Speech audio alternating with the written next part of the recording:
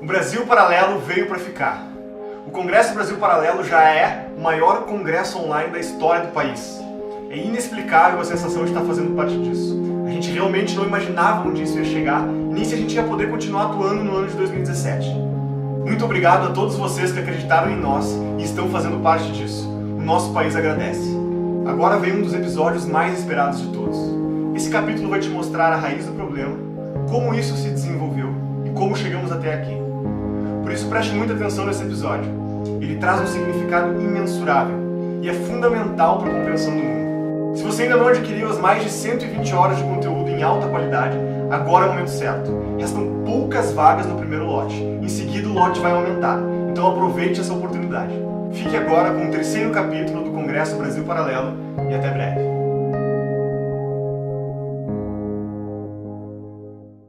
Fernando Henrique Cardoso. No mundo inteiro hoje, o jogo do poder é disputado entre sociais-democratas e conservadores. Ora, o senhor é social-democrata de Caniço Samburá.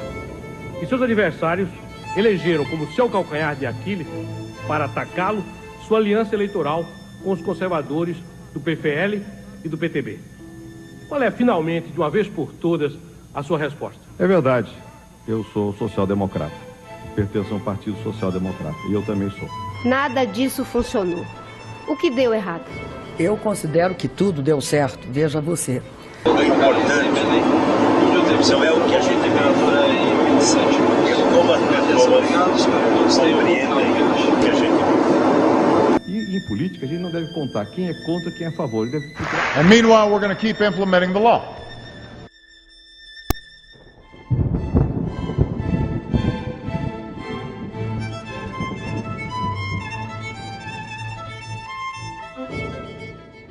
E quais foram as ideias que tanto mudaram o mundo no século XX? Que ideias nos trouxeram até aqui?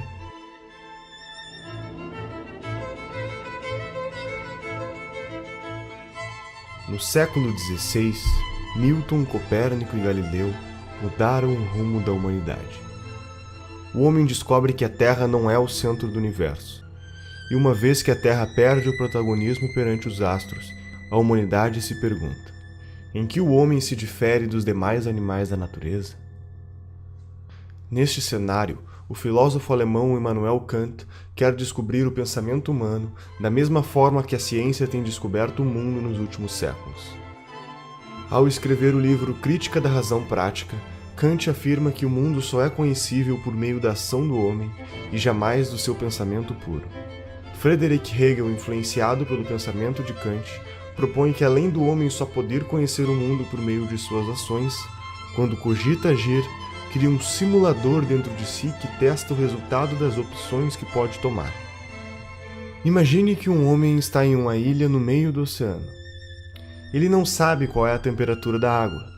Intelectualmente, ele pode imaginar que a água está fria ou está quente, mas só saberá a realidade quando de fato entrar nela. Neste conflito mental de diferentes ideias sobre qual é a temperatura da água, o homem tira conclusões dos riscos e benefícios de entrar ou não no oceano, chegando a uma conclusão que lhe parece a ação ideal. Todo este pensamento dá a base para a teoria chamada dialética histórica, onde o ser humano cria uma tese e em seguida uma antítese, e como consequência deste conflito entre as duas, conclui uma síntese.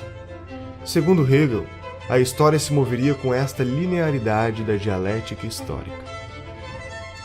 Hegel teve um aluno chamado Ludwig Feuerbach, defensor da ideia de que neste processo de dialética histórica, o homem criou Deus, como uma forma de se autoconhecer. Aqui, terminamos de completar toda a base que será utilizada para que um alemão chamado Karl Marx desenvolva o pensamento que mudará o mundo para sempre.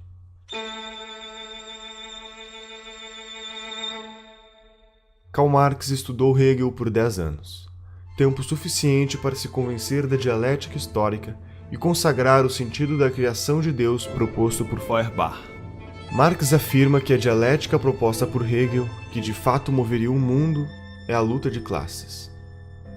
Aristocráticos contra plebeus, senhores feudais contra camponeses, burgueses contra proletários. Portanto, O próximo estágio seria a revolução do proletariado, como síntese da desalienação das massas. O trabalho de Karl Marx alcançou os ouvidos de um senhor chamado Moses Hess, que o apresentou para Friedrich Engels para que juntos publicassem um manifesto comunista, alertando os proletários de que eles deveriam se rebelar e protagonizar uma revolução que iria destruir o que Marx tinha dado o nome de capitalismo, com o objetivo de chegar na utopia do ápice da humanidade. Marx e Engels fundaram diversos movimentos comunistas nacionais e internacionais, que serviam para cooptar operários, formar sindicatos e organizar greves por meio da propagação da consciência revolucionária.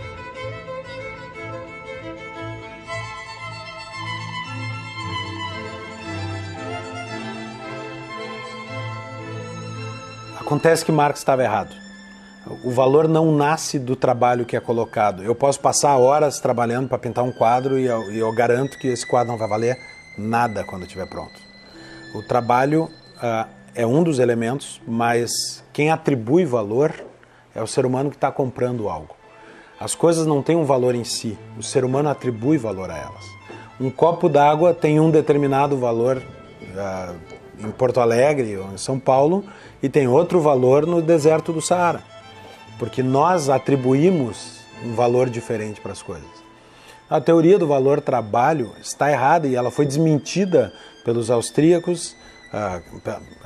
Começou na escola austríaca com Karl Menger a demonstração de que essa ideia de valor trabalho é economicamente falsa. E sendo economicamente falsa, todo o resto do marxismo que está sustentado nessa ideia deveria ter caído por terra. E por que é que não caiu por terra? Porque aos marxistas, talvez não a Marx, mas aos marxistas, pouco interessa a verdade científica do que disse Marx. Interessa mais a teoria da revolução, que derivou de um erro. Agora o pessoal pensa que o movimento comunista se define por uma ideologia. Eu digo que vocês estão loucos. Nasceram ontem, não estudaram nada, absolutamente nada. O movimento comunista já trocou de ideologia 1 bilhão de vezes. Se você ver, Karl Marx começa dizendo que o movimento socialista é a expressão do interesse objetivo do proletariado. Passados 100 e poucos anos, o teórico novo do movimento comunista, Ernest Laclau, diz o seguinte: a propaganda do partido cria a classe social que ele em seguida vai representar. Eu digo, é teoria inversa, mas ela continua com o mesmo nome, continua sendo marxismo. Isto é próprio do pensamento dialético, converter-se no seu contrário quantas vezes for necessário. O comunismo não é uma ideologia de maneira alguma, o comunismo é uma cultura. É quando suas ideias florescem entre os jovens russos e o que parecia apenas uma ideologia transforma-se no que será o maior genocídio da história da existência humana. Vladimir Lenin tinha 17 anos quando seu irmão tenta explodir a carroça do czar russo, Alexandre III, como forma de protesto de um grupo terrorista do qual ele fazia parte. Seu irmão falha e é condenado à morte. A partir deste momento, Lenin intensifica sua vida política por meio dos estudos de direito até que conhece a obra de Marx e Engels, nos livros Manifesto Comunista e O Capital. Lenin foi se tornando cada vez mais radical e, nos meados da Primeira Guerra Mundial, entende que é a oportunidade perfeita para antecipar a Revolução Proletária por meio da revolta armada. Em outubro de 1917, Lenin cria o primeiro país comunista da história.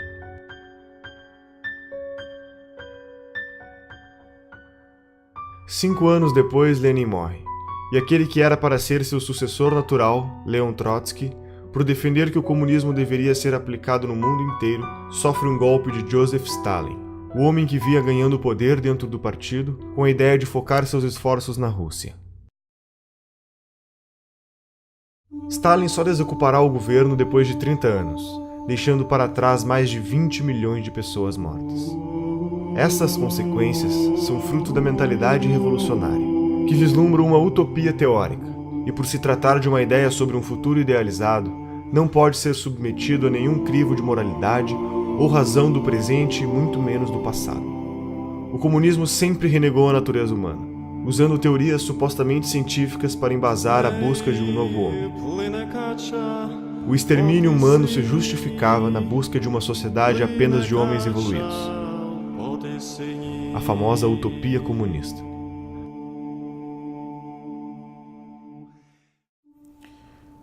O nível de psicopatia de Stalin pode ser medido pelo que ele fez com a Ucrânia, né? Entre 32 e 33, o país que fazia parte, então, né, da União Soviética foi cercado. A produção de soja, a produção agrícola do país foi exportada e ele simplesmente matou de fome 6 milhões de ucranianos, num episódio conhecido na história como Holodomor, né, que foi negado por muito tempo, mas hoje é uma verdade inquestionável. Né? Imagine o grau de psicopatia para você matar 1/3 de um país de fome, né, só para manter o controle sobre esse país. Alguns marxistas, à parte da União Soviética, observaram os acontecimentos e acusaram Stalin de não estar realizando a ditadura do proletariado que fora prometida, mas apenas uma ditadura do Estado cruel e sanguinária. Em nenhum lugar do mundo aconteceu a revolta do proletariado. A revolta do proletariado é uma fantasia. A União Soviética não tinha proletariado quando se deu a Revolução de 17. A Revolução de 17 aconteceu por uma elite intelectualizada que era tudo menos classe trabalhadora. As informações que chegavam era de que, eles abriram mão da liberdade, mas eles têm acesso a tudo.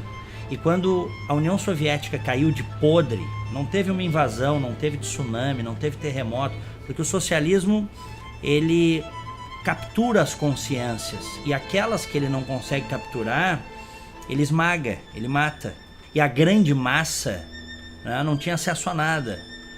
O cara levava 10 anos juntando dinheiro. Se daqui a pouco um vizinho delatasse que você, porventura, estaria conspirando contra o regime, o sujeito sumia da noite para o dia e as crianças eram levadas para um orfanato. Ele é, na verdade, um sistema opressor. O socialismo, o comunismo é um sistema arcaico, violento, assassino, né?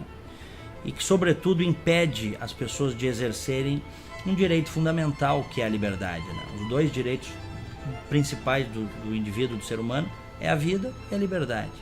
O socialismo, o comunismo suprime isso. Obviamente que a visão stalinista já tinha dado frutos. Nós tínhamos na China já a mesma forma de governo através da ação do Mao Tse-tung, que talvez matou mais pessoas do que o próprio Stalin, né? Dependendo aí da fonte histórica, a gente fala de 40 a 80 milhões de mortes só na China. Ou seja, o vírus stalinista já tinha se disseminado. As subdivisões do pensamento comunista começam a ganhar força.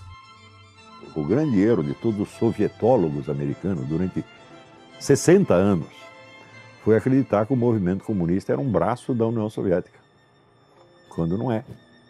A União Soviética é um órgão dentro do movimento comunista internacional. E a dissolução da União Soviética automaticamente cria, vamos dizer, uma decomposição que é absorvida pelo corpo do movimento comunista. Revigora o movimento comunista, né? É como você amputar um órgão doente e você fortalece o resto do corpo, né? O movimento comunista nunca dependeu da União Soviética. Ele se alimentou dela enquanto pode. Basicamente, a coisa é essa. A União Soviética foi um órgão do movimento comunista e não o movimento comunista. Por que os caras estudavam assim? É muito simples. Quem estudava isso? Os sovietólogos eram funcionários do governo americano. Eles não eram funcionários de um partido, né? De um movimento internacional, como os comunistas. Então, eles olhavam tudo do ponto de vista do conflito entre estados. Não é isso? Então, tem o Morgenthau, na época, a teoria do Morgenthau é a seguinte: os agentes fundamentais da política internacional são estados. Não são. O movimento comunista é muito maior do que um estado. Enquanto na União Soviética, a Revolução Russa seguia o radicalismo da revolta armada bolchevique, outras correntes foram ganhando força ao reforçar que o comunismo poderia ser implementado gradativamente, por meios menos radicais. foi o caso da Sociedade Fabiana, fundada por Hilbert Bland e George Bernard Shaw. Caracterizado pelo pragmatismo, eles acreditavam em um processo progressivo, que chamasse menos a atenção frente aos seus inimigos políticos, atuando por meio de medidas socialistas disfarçadas. O socialismo fabiano percebe imenso valor em realizar reformas sindicais que teriam o objetivo de acostumar os cidadãos a ver o Estado como a ferramenta para curar todos os seus problemas. A igualdade idealizada se daria pelo governo, defendendo a saúde pública, o ensino gratuito e os princípios da justiça social, medidas que seriam pagas pela taxação progressiva do Estado sobre a sociedade. O crescimento gradual do Estado era inevitável e acabaria centralizando todas as decisões. Enquanto isso, na Alemanha, Karl Kautsky e Eduard Bernstein criam o Partido Socialista Alemão, entendendo que a social-democracia era o melhor meio para o comunismo. A social-democracia aponta a ação política como sendo mais eficiente do que a ação econômica, propondo assim a sobrevivência de um capitalismo debilitado. Como consequência, o Estado seria o agente da suposta transformação e libertação dos trabalhadores submissos a proprietários dos meios de produção, adicionando outras causas ao conceito de liberdade estabelecido na época: a liberdade de não ser discriminado e de não ser vítima de desigualdade econômica ou sociocultural. Enquanto isso, na Itália, um menino que vinha de família pobre e teve sua visão de mundo moldada por suas dificuldades financeiras, tornou-se jornalista e publicou suas teorias políticas em jornais de esquerda, tornando-se um dos líderes do Partido Comunista Italiano. Seu nome era Antonio Gramsci, e com 31 anos de idade, acaba sendo preso e condenado a 20 anos de prisão pela política italiana do regime Mussolini. Na cadeia escreve os 32 cadernos do cárcere, e estas reflexões iriam ecoar no mundo ao descrever como o Estado usa as instituições culturais para conservar o poder. Dentre as várias formas de processo transformador da sociedade em socialismo, a teoria do Gramsci é talvez a que melhor se aplica ao que tem acontecido no mundo e no Brasil. Porque o socialismo, o comunismo, o marxismo perdeu em tudo. Ele só não perdeu na cultura, né? Na cultura, ele é hegemonicamente vitorioso. E o Antônio Gramsci ensinava o seguinte: nós temos que tomar o poder mediante infiltração, ocupação de espaço, revolução cultural. Então, infiltrando aqui, infiltrando ali, ocupando espaço, eles ocuparam o Estado inteiro e eles viraram o estamento burocrático. Porque ele criou metodologias para que o socialismo, o comunismo predomine culturalmente na sociedade e não por meio das armas, da força. E há décadas tem grupos que tentam fazer isso no Brasil, implantar isso no Brasil. Aproveitando que nós historicamente temos uma cultura relativista, isso no Brasil é uma coisa histórica, nós não temos instituições fortes, né, saudáveis. Então, quer dizer, o caldo de cultura, quer dizer, é o caldo, né, perfeito para o surgimento de ideologias totalitárias. E elas vêm vindo. E elas chegaram lá, essa ideologia totalitária chegou no Brasil.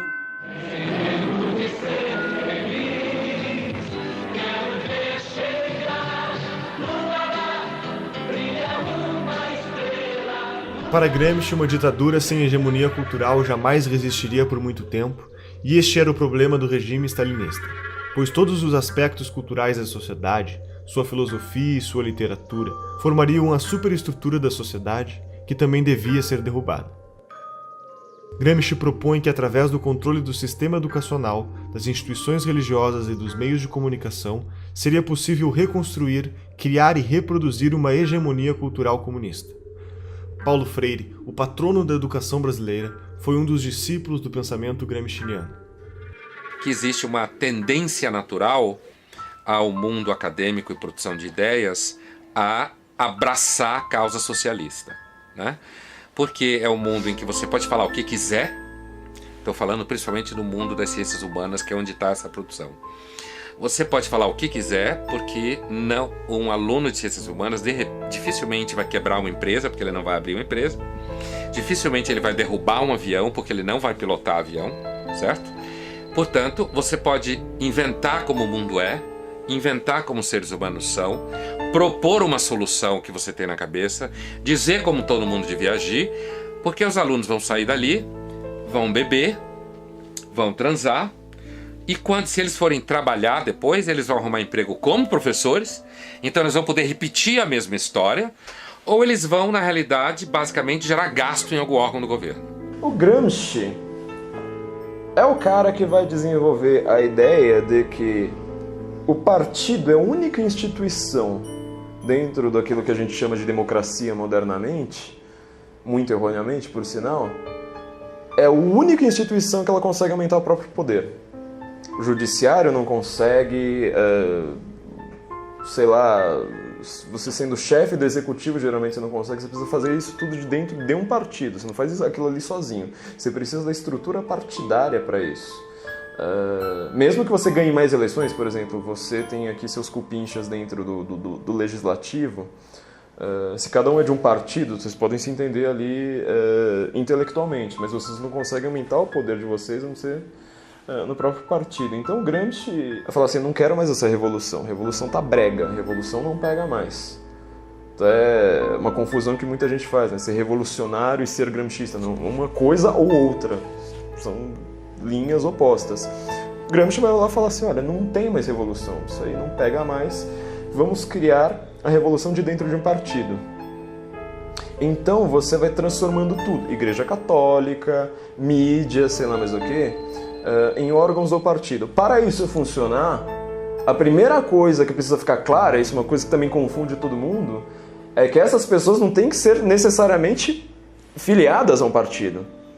Então, por exemplo, para você ter uma mídia que funcione dentro do gramscismo, o cara não pode ser filiado, por exemplo, ao PT. Ele tem que ser um cara isento, tem que ser aquele cara assim que às vezes até faz uma crítica ao partido, mas no final das contas ele tem a narrativa que vai fazendo o partido crescer. Não havia espaço.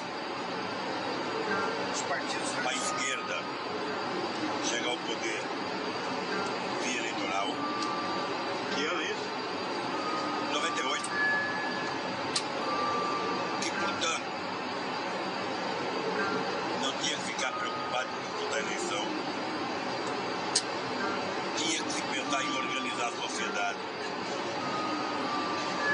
Dali 20 ou 30 anos, a gente iria ter 30% da sociedade já socialista, e aí sim a gente poderia disputar o poder e ganhar.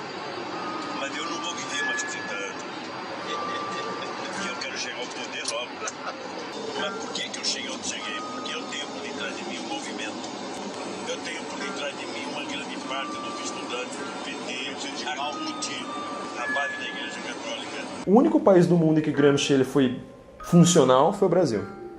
O objetivo de Gramsci era transformar o partido condutor dessa revolução silenciosa, vamos colocar assim, como um imperativo categórico da sociedade. Ele fazia até uma comparação com Maquiavel, né? Nós teríamos então o partido como o novo príncipe, o novo sujeito que não pode, sujeito histórico que não pode ser questionado. Do ponto de vista moral, para a moral gramsciana, qualquer coisa que é a favor do partido é algo correto. Qualquer coisa contra o partido é algo errado. E nós vemos isso lá no Brasil durante a defesa, né, dos sujeitos, dos petistas que saquearam o país. Não, eu não fiz isso para enriquecer pessoalmente. Mentira, muitos fizeram para enriquecer pessoalmente. Mas o ponto é, eu fiz isso para defender o partido, eu fiz isso para defender a revolução, então eu não posso ser questionado. Em paralelo, Felix Wilh, um alemão que também estava preocupado com os rumos da Revolução Russa, decide criar uma série de congressos, reunindo pensadores marxistas para acelerar o processo de revolução. Entre eles estava Karl Korsch, um teórico contemporâneo de Gramsci que apresenta a tese de que o Estado é sim estruturado pela economia, mas essa economia tem como base uma outra estrutura invisível, a cultura estabelecedora dos valores que são passados de geração em geração. Entusiasmado com as apresentações de Korsch, Felix fundou o Instituto de Pesquisas Sociológicas de Frankfurt, instituto que ao longo dos anos seria apelidado de Escola de Frankfurt. O sucessor de Félix na escola de Frankfurt foi um sujeito chamado Max Horkheimer. E assim como Gramsci acreditava em uma nova hegemonia cultural e na destruição da estrutura dos valores que se perpetuavam por meio da autoridade da igreja, da família e da escola. Segundo a escola de Frankfurt, os pais ensinam aos filhos o que é certo e errado por meio do castigo e educam através do exemplo da família. A igreja estabelece os dogmas morais que condicionam a ação do homem e a escola condiciona o comportamento por meio do ensino. Para a escola de Frankfurt, se tratava de um ciclo vicioso que deveria ser atacado e destruído. Uma vez que as instituições entrassem em crise, o Estado cada vez mais assumiria as responsabilidades do ensino dos valores para as novas gerações, tendo a oportunidade de estabelecer a hegemonia cultural comunista. Dando continuidade ao movimento, Horkheimer, Theodor Adorno e Jürgen Habermas, junto com outros pensadores, vão fundar a teoria crítica. A teoria crítica busca a síntese entre o pensamento de Marx e das ideias de Freud, o fundador da psicanálise. A ideia na prática era simples. Se criticarmos tudo o que existe, o processo de dialética histórica trazida por Hegel será acelerado, e, consequentemente, a utopia comunista irá chegar mais rápido. Passa a ser prática comum das instituições de produção teórica adotar a crítica sobre todos os aspectos da sociedade até a sua exaustão, para então derrubá-los. A escola de Frankfurt cunhou o termo indústria cultural. Segundo eles, a indústria cultural nada mais é do que a cultura que serve aos interesses dos opressores, dos donos do capital, da burguesia em geral. E essa indústria cultural precisaria ser combatida através da teoria crítica. Então a cultura burguesa, ela teria como objetivo anestesiar, digamos assim, as classes proletárias. E a teoria crítica seria uma forma de questionar essa indústria cultural através da educação, através da arte, né? Enfim, livros, filmes. E através dessa teoria crítica nós teríamos uma conscientização maior das classes oprimidas, segundo eles, para fazer a revolução. Isso vai servir como matéria-prima para que na França o filósofo Jacques Derrida crie o desconstrucionismo, que é o método de retirar o significado de um texto para colocar um novo significado pretendido. Este método é aplicado não só em textos, mas também na retórica política e ideológica em geral.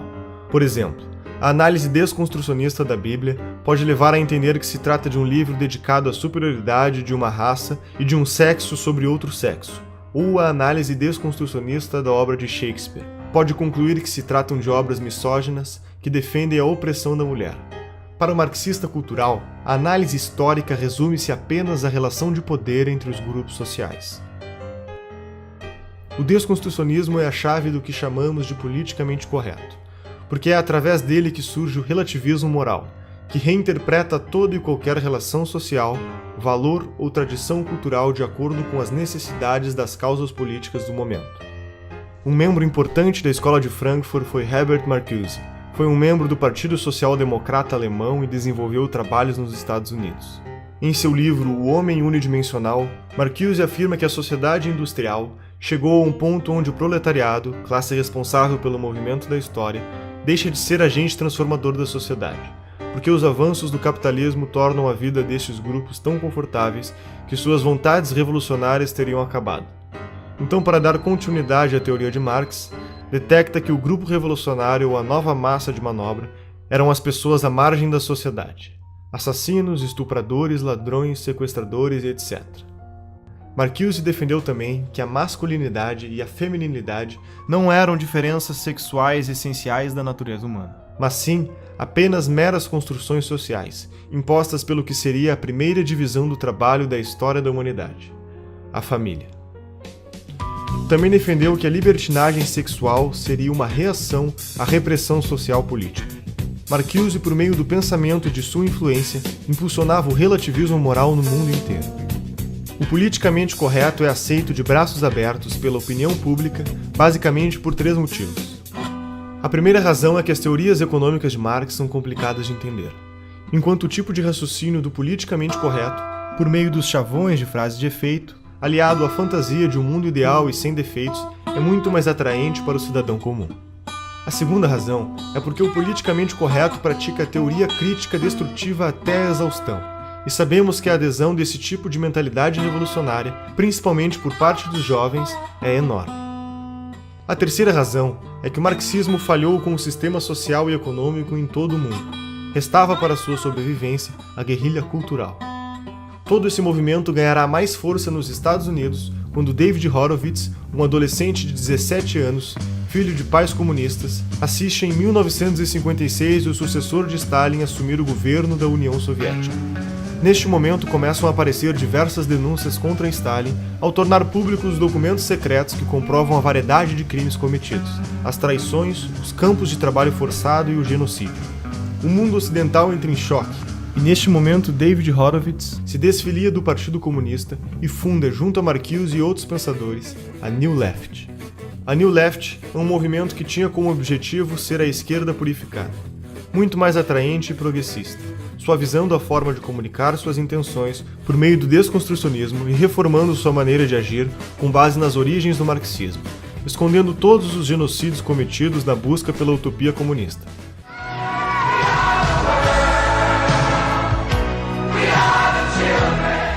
Começava um novo processo de reciclagem da comunicação comunista. Abraçando a contracultura dos anos 60, o movimento hippie, a libertação das drogas, a libertinagem sexual e o aborto, trabalhando com slogans simples e publicitários, como "Faça amor, não faça guerra".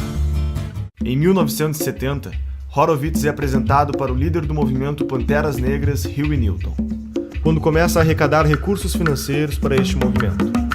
David pede para sua amiga Betty Van Pater para se juntar a ela e cuidar das contas bancárias destes fundos. O corpo de Betty é encontrado boiando na Baía de São Francisco. David investiga a morte de Betty e a polícia informalmente aponta o assassino como um dos Panteras Negras. Entretanto, a polícia não prendeu o suspeito. Seus amigos da New Left, que se manifestavam em defesa das mulheres, também o ignoraram. Desconcertado, Horowitz escreve um artigo para o jornal New York Times sobre o caso, e no dia da publicação recebe a notícia de que havia acontecido uma falha e seu artigo não foi impresso.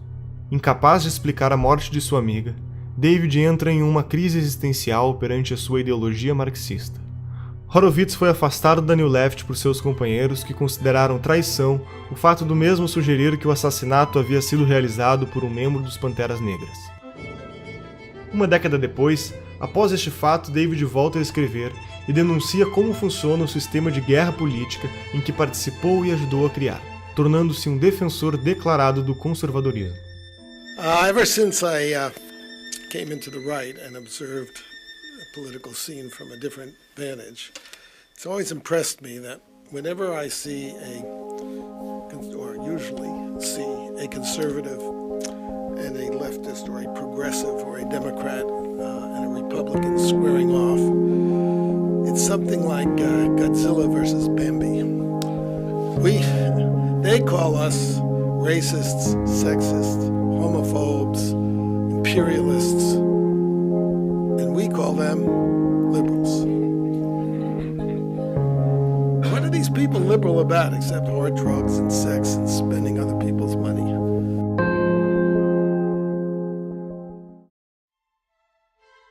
Em meados dos anos 80, Saul Alinsky pega os princípios da guerra política escritos por Horowitz e faz uma série de sofisticações metodológicas na estratégia comunista. Na década de 30, Alinsky foi apresentado para Al Capone durante a Lei Seca. Este se aproxima de Frank Nietzsche, que ensina para o Alinsky como funciona a máfia, aprendendo a importância vital de ser discreto e agir nos bastidores. Como consequência, Saul entende que para destruir o sistema é preciso agir silenciosamente, gradativamente e por dentro do próprio sistema. I'm saying that people do not get power except when they take it, or when they're strong enough so that the other side gives it up. Em seu livro Regras para Radicais, faz uma dedicatória para Lúcifer, lhe dando crédito como o primeiro revolucionário da história.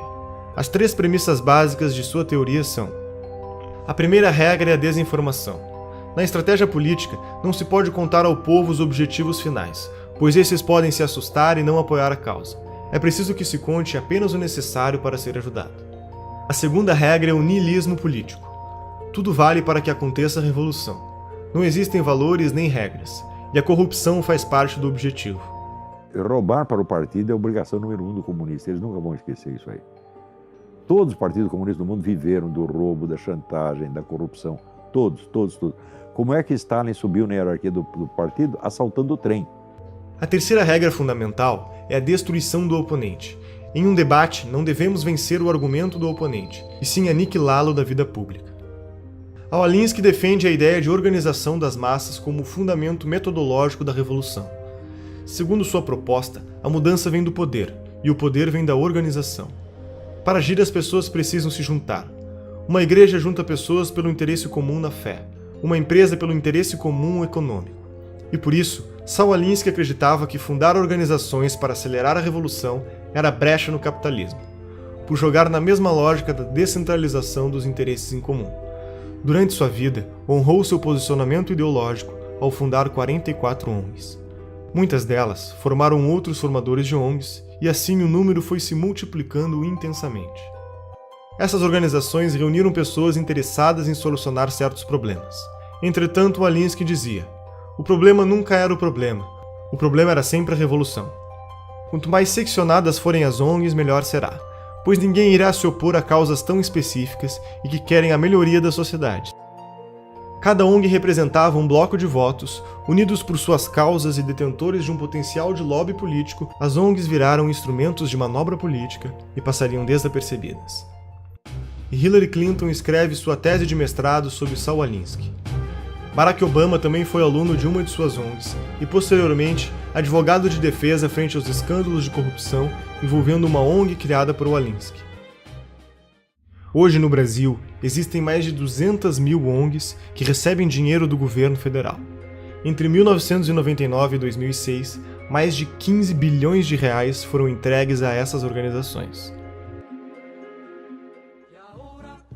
Em 1959, quando Fidel Castro anunciou para o mundo que sua revolução era comunista e passou a ser apoiado por Moscou e a União Soviética, criou um programa de financiamento de grupos de guerrilha na América Latina. Este ativismo da Revolução Comunista encontrou forte eco no Brasil, levando à formação de diversos grupos de orientação comunista, que culminou com a tomada do poder pelos militares em 64. A partir daí, a esquerda passa a ter como principal objetivo a derrubada do regime militar. Além das mudanças educacionais que estavam em curso no Brasil, decorrentes do programa da Pedagogia do Oprimido, que foi implementado pelo patrono da educação brasileira, Paulo Freire, nos anos 70 surge o caloroso debate universitário a respeito do futuro do comunismo no Brasil. Neste debate, os social-democratas fabianos concluem que os mortos na revolta armada servirão de mártir para endossar a revolução cultural. O movimento foi facilitado pelos próprios militares, que consideravam mais importante combater a esquerda armada, enquanto davam espaço à esquerda cultural. Então, quer dizer, o governo militar não entendia nada do que estava se passando. O que os comunistas estavam fazendo, eles estavam perseguindo os comunistas lá no meio do mato e os comunistas tomando as escolas. Você vê, dois sinais de estupidez do governo militar. Primeiro, criou a sindicalização obrigatória dos jornalistas. Quem fez a campanha sindical? O Partido Comunista. Como é que eu sei? Eu estava lá e eu ajudei. Então o partido sindicalizou todo mundo e já fichou todo mundo. Então, ao fim da campanha de sindicalização, o partido tinha, quer dizer, o cadastro total dos jornalistas do país, sabendo quais poderiam ser colaboradores, quais não, etc, etc. Nos anos seguintes, em todos os sindicatos de jornalistas do país, quem mandava? O Partido Comunista. Frequentemente apresentando duas chapas. Temos eleição, campanha eleitoral, e as duas chapas eram comunistas. Segundo erro, a tal da educação moral e cívica. Porque eles não queriam fazer um negócio anticomunista, então eles falaram, não vamos falar contra ninguém, nós vamos fazer uma propaganda positiva, o patriotismo. Então lançaram a educação moral e cívica, tornando obrigatória em todas as escolas. Quem ocupou as cátedras de educação moral e cívica? Os comunistas.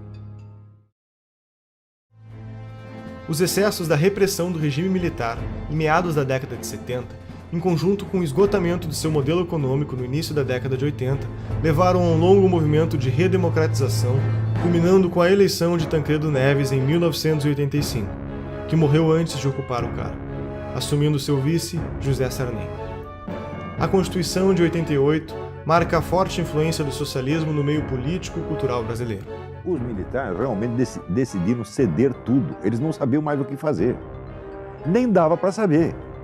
Depois de você ficar no poder 20 anos, tendo um Congresso que está lá só para carimbar os seus decretos, ou seja, você matou a política. Segundo, eles mataram toda a liderança direitista. Acabaram com a direita ideológica. Por quê? Porque eles tinham a mentalidade tecnocrática. Ainda a herança do positivismo. Você sabe que Augusto Comte era contra a política. Ele achava que as questões têm que ser resolvidas por técnicos e cientistas, sem, vamos dizer, o debate ideológico. E os milicos acreditavam nisso, porque eram positivistas desde o tempo do Império. Sobrou essa mentalidade positivista na cabeça de pessoas que nem sabem quem é Augusto Comte. Você pega todos esses generais, quantos leram Augusto Comte? Nenhum, mas sobrou isso, né?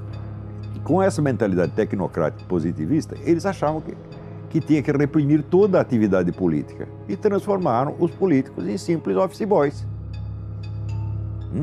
Ora, enquanto isso, a esquerda estava se organizando, se fortalecendo e entrando num autoexame muito profundo. Os debates que eles tiveram em 64, 65, a respeito dos seus próprios erros históricos, etc., foi uma coisa muito séria.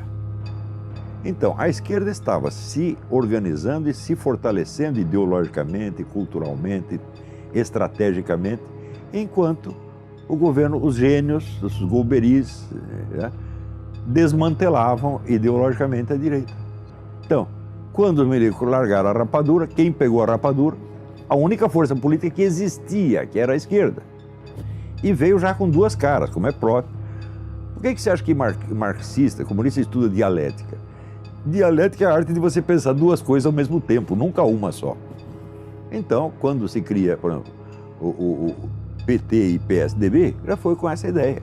O Lula sintetizou isto há muitos anos atrás, quando ele disse: eu e o José Serra inauguramos uma nova modalidade de política. Qual é a nova modalidade de política? Nós dividimos o território, você governa um pouco, eu governo um pouco, mas é sempre nós. E isso está em vigor até hoje. Quem foi o grande vencedor das últimas eleições? O PT caiu, quem subiu? PSDB. Ou seja, ainda continuamos, a velha divisão de território continua em vigor. Em 1990, na América Latina, o petista e líder sindical Luiz Inácio Lula da Silva e o ditador Fidel Castro fundam o Foro de São Paulo, uma organização que reúne todos os governantes comunistas do continente da América Latina. Com mais de uma centena de partidos e várias organizações criminosas ligadas ao narcotráfico, como as Farc e o MIR chileno, no decorrer de suas reuniões feitas ao longo de 26 anos de existência, estratégias e planos de ação para expandir a revolução. O Foro de São Paulo é a organização que articula a estratégia internacional socialista. Em 1994, o Partido Social Democrata Brasileiro elege Fernando Henrique Cardoso como presidente, que começará um amplo programa de incentivo às políticas estatais. O processo fabiano se deu com sucesso ao longo dos 8 anos do governo FHC que precederam a era lulopetista e o governo Dilma. O Brasil estava a caminho da utopia. Estaríamos rumo a uma revolução que nos foi contada aos poucos? Seriam todos os partidos brasileiros ideologicamente idênticos e metodologicamente diferentes? Você reconhece este Brasil?